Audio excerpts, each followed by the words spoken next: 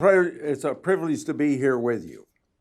In 1980, that's before most of you were born, I was elected to the United States Senate. And during my early years in the United States Senate, I met a man who had a significant impact on my career. His name was Arthur Ernest Fitzgerald, but everyone called him Ernie. I call him the father of whistleblowers. This is an original that we got from the Library of Congress, and then we blew it up. But this is Ernie Fitzgerald. This is the famous $700 toilet seat that was really representative of defense waste in the 1980s when I early got involved in oversight and whistleblowing. He was called Ernie. You've probably never heard of him. If you did, Ernie's reputation preceded him even way back before I knew him. In 1968, Ernie testified before Senator William Proxmire's Joint Economic Committee about the Air Force C-5 transport aircraft program. That testimony changed Ernie's life and brought a lot of attention to whistleblowers. The C-5 aircraft was an important military priority, but it took longer and cost more than planned. The government did not want anybody to know that. Although he knew it might damage his career, Ernie testified before Congress that this prize program cost the taxpayers $2 billion more than the Pentagon would admit. $2 billion, that was 1968. In today's dollars, that would be more than $14.5 billion. Ernie's audacity to commit truth earned him the absolute fury of the President of the United States.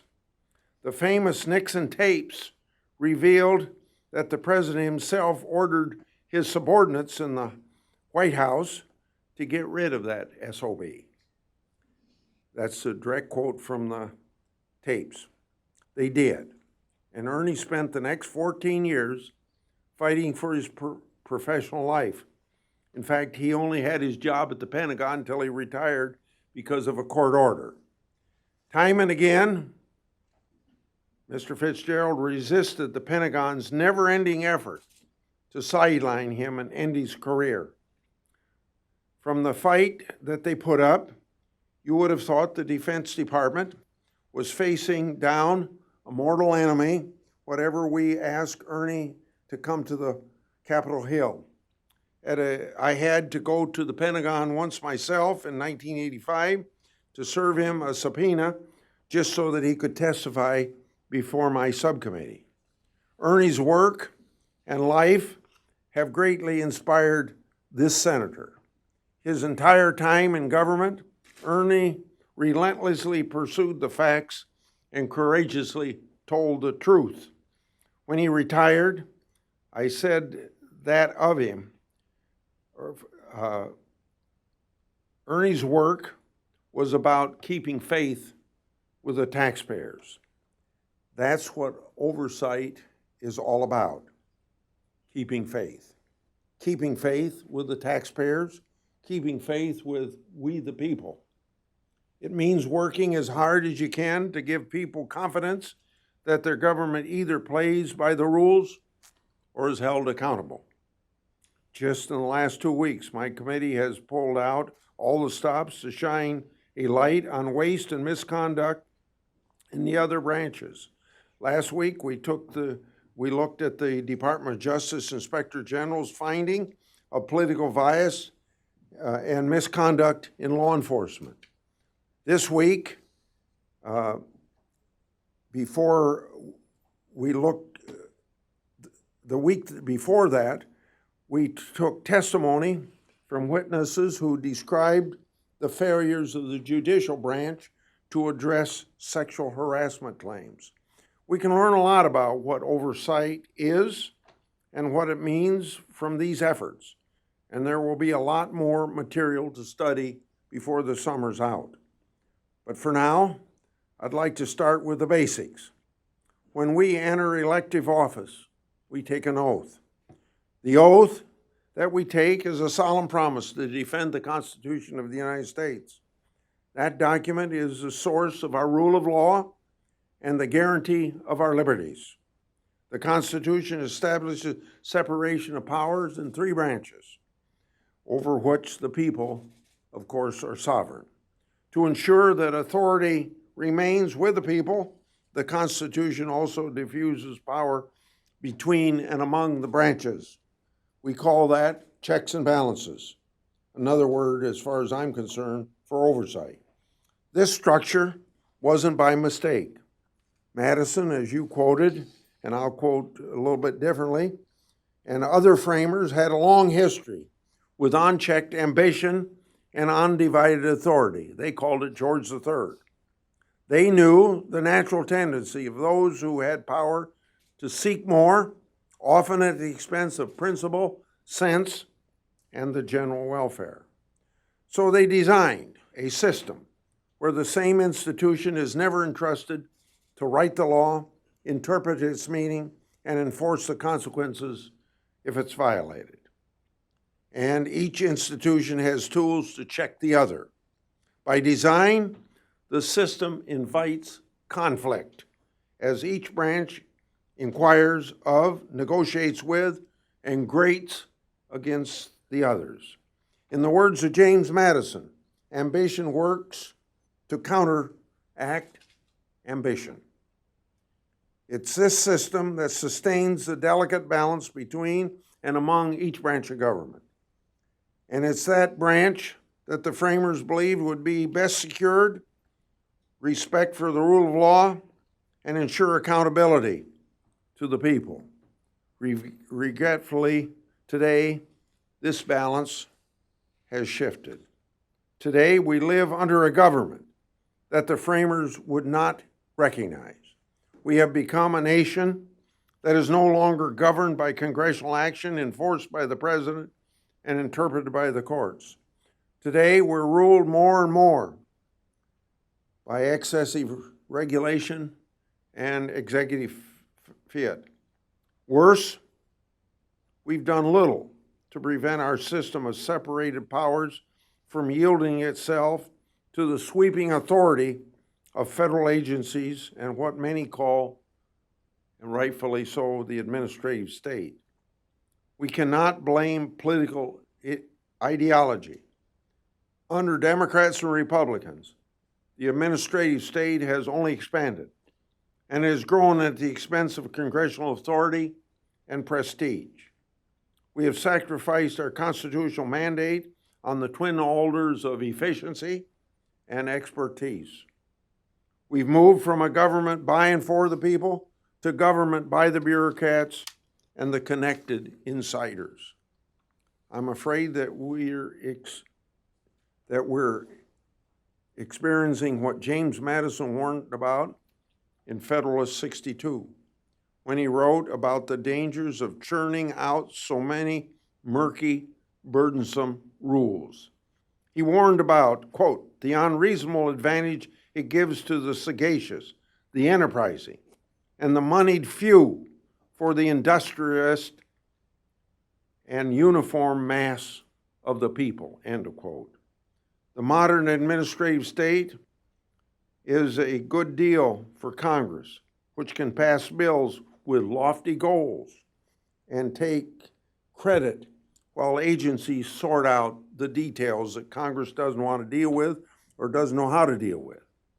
It also is a good deal for special interests and well-connected corporations who can afford to sort through scores of regulations published each year, an advantage that small business doesn't have. But it's a rotten deal for the American people. It's a rotten deal for the farmers, the small business owners, and the job creators across the country who are burdened by piles of regulation and left wondering where to turn to for the relief. Consider these statistics. The 114th Congress, 329 bills became law. But during the same period, the Obama administration finalized more than twice as many rules and regulations, and that doesn't count guidance, documents, or other forms of agency action, some of which have the same impact as regulation. Not intended to, but seem to. By some estimates, regulation place a great weight on the economy of nearly $2 trillion in compliance costs. Unfortunately, we in the Congress enable this. We authorize enormous, intrusive government programs and give agencies the money and the staff to run them. It's no wonder there are more than 180,000 pages of administrative regulations. I'm glad that President Trump has made cutting the regulatory burden one of his top priorities.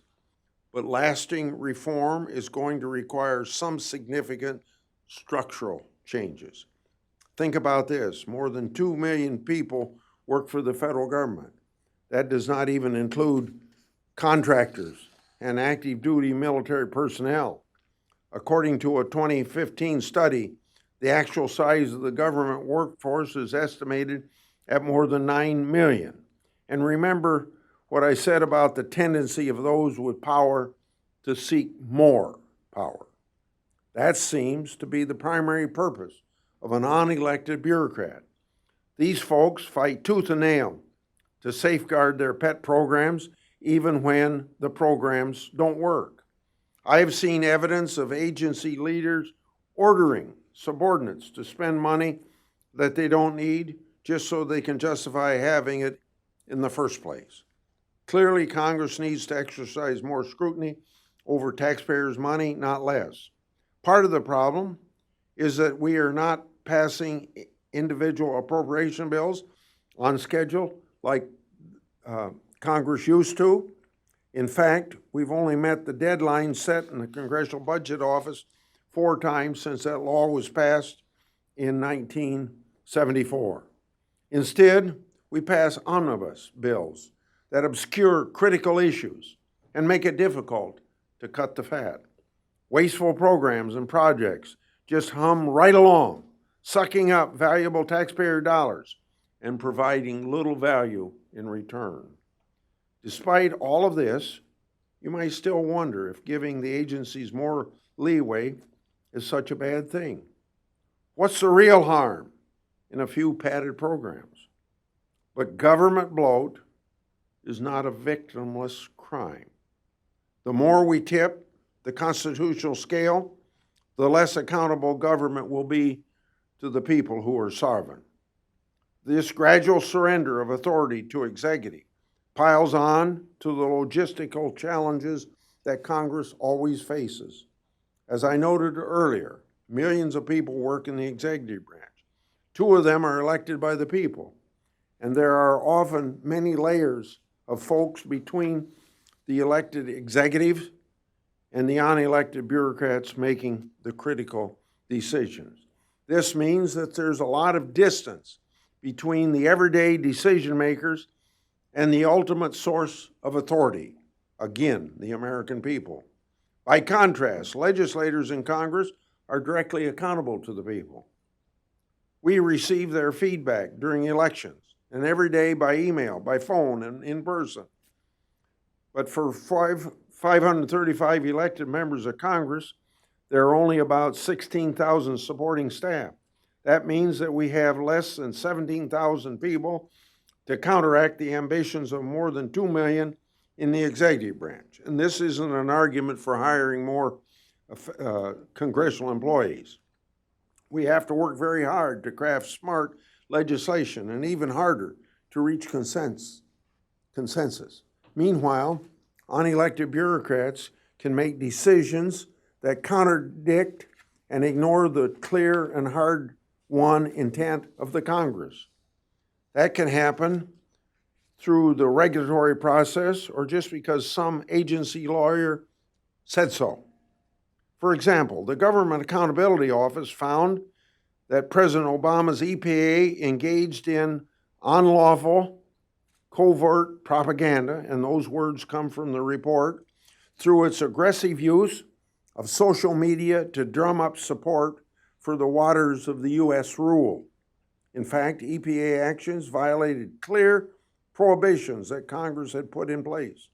And in 2015, the Office of Legal Counsel single-handedly overturned a critical provision in the Inspector General's Act. It said that Congress did not mean what it said in that act, that inspectors generals should have access to all the records they need to do their job.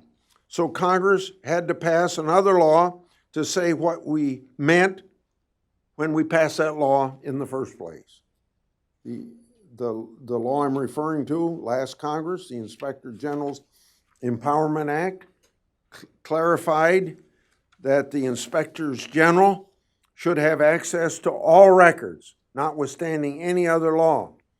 So how do we hold these bureaucrats accountable to the rule of law and then to the sovereignty of the American people? How do we keep the constitutional scale from tipping too far? The answer is quite obvious: oversight. Congress doing its constitutional job to see that the executive branch faithfully executes the laws. Article 1 of the Constitution vests all legislative power in the Congress of the United States. The Congress's power to conduct investigations is inherent with this grant of legislative power. The Supreme Court has long recognized this. In McGrain versus Daugherty, it wrote that, quote, "A legislative body cannot legislate wisely or effectively in the absence of information respecting the conditions which the legislation is intended to affect or change," end of quote.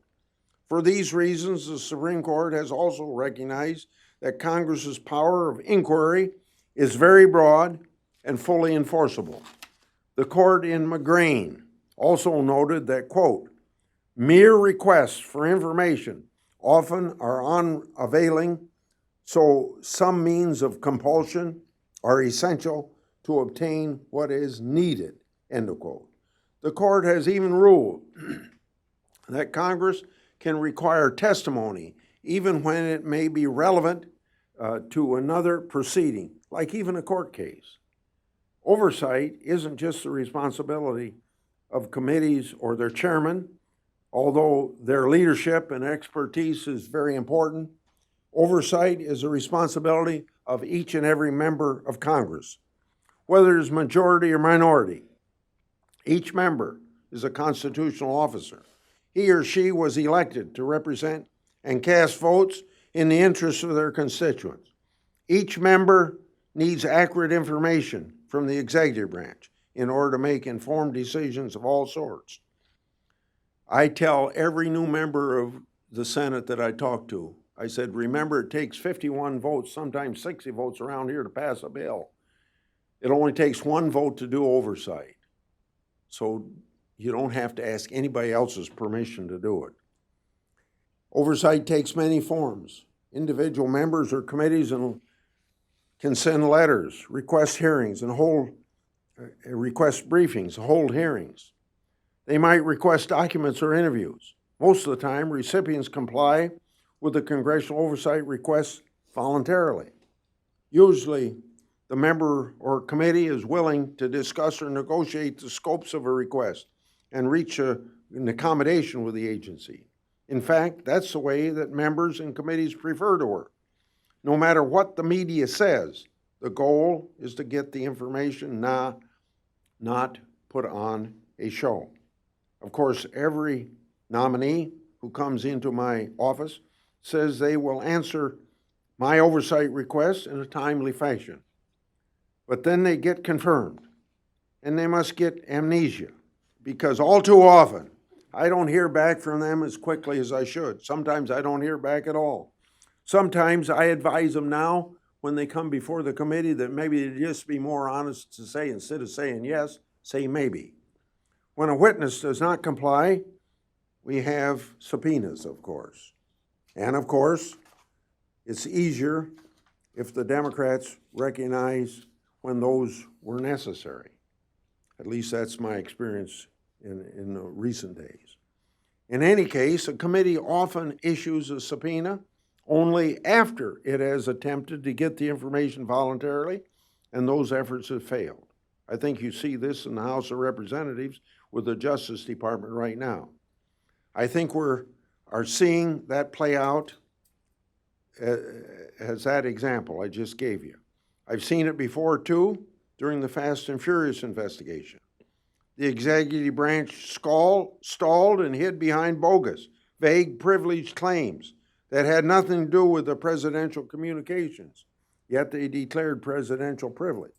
Eventually, a court ordered them to turn over documents to the House committee.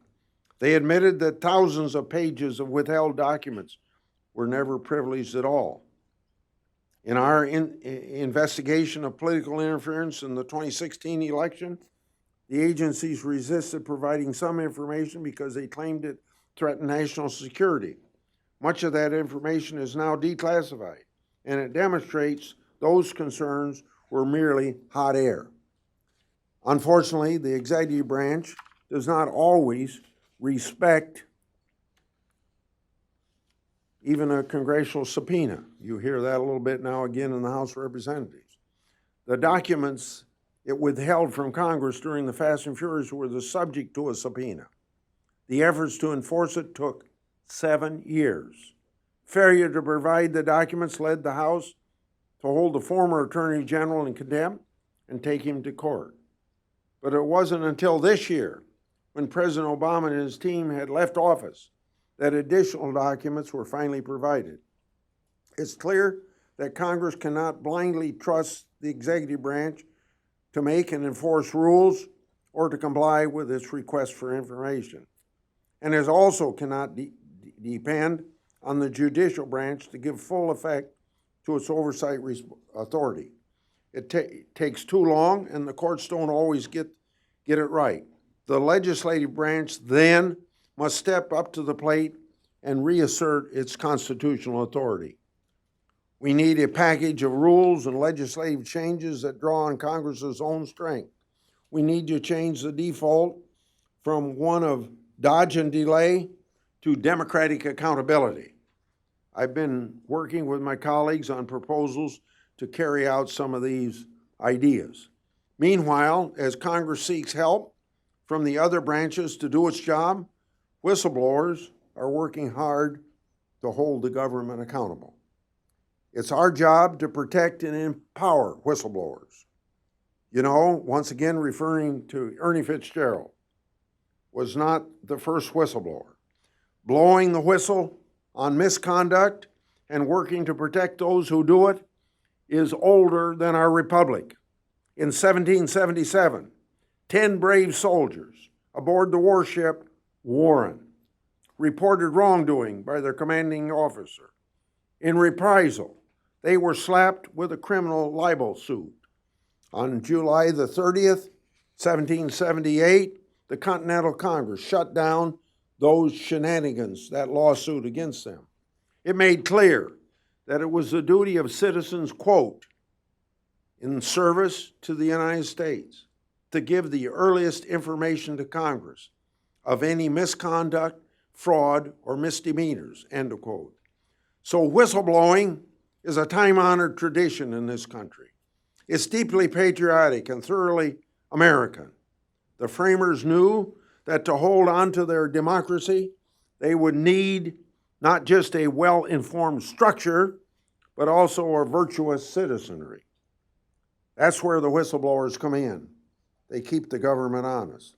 If we want to have the kind of government the framers envisioned, they must be protected.